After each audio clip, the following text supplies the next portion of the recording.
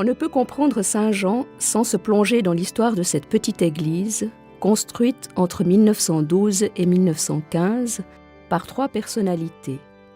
Le pasteur Jules Amiguet, le peintre, sculpteur et verrier Louis Rivier et la châtelaine de Dorigny, Marguerite de Loïs Chandieu. Le pasteur Amiguet s'engage à renouveler le culte protestant, à redonner vie à la pratique liturgique des origines chrétiennes. Pour ce faire, il a besoin d'une église qui ne soit plus un auditoire tourné vers la chair, mais un oratoire orienté vers la table de communion. Il envisage une église qui ne soit plus fermée, mais ouverte tous les jours et tout le jour, où il y ait des lumières, des fleurs et même une croix. Un sanctuaire décoré par des artistes. Une église dans laquelle les pasteurs utilisent des textes non officiels, où les fidèles sont participants. Pour son projet, il a voulu une basilique et l'a eue. Et quelle basilique!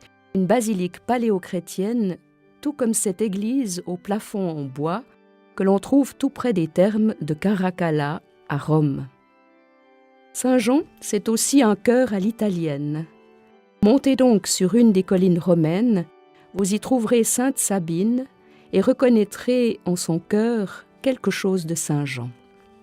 Saint-Jean est une basilique, non pas selon le titre papal, qui désigne les églises principales, mais en fonction de son plan.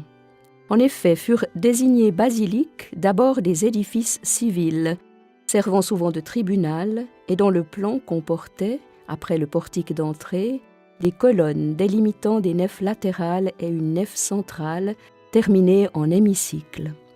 Les premières églises romaines suivirent ce modèle et non celui des temples païens. C'est de ces basiliques paléochrétiennes dont Rivier s'inspira pour tracer les plans de Saint-Jean.